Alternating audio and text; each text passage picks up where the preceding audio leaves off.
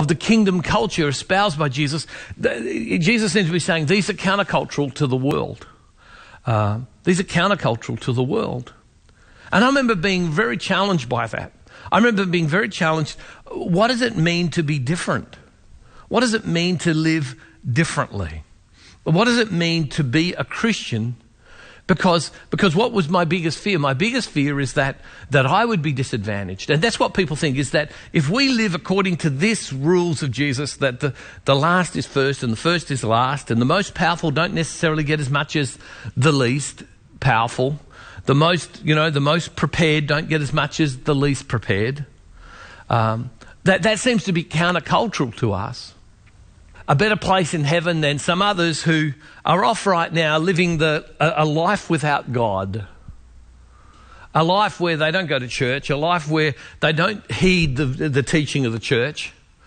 And the reality is according to this scripture, I'm wrong.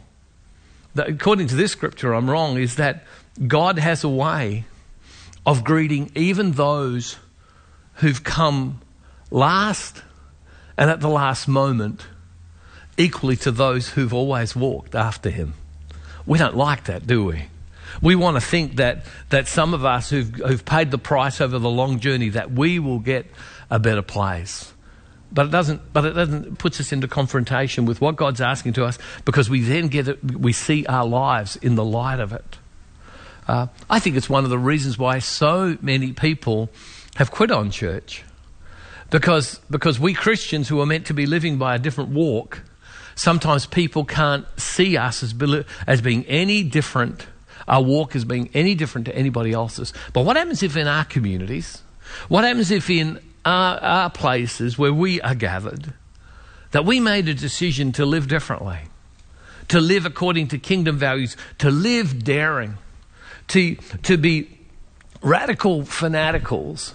And what's radical means to go back to the way it's meant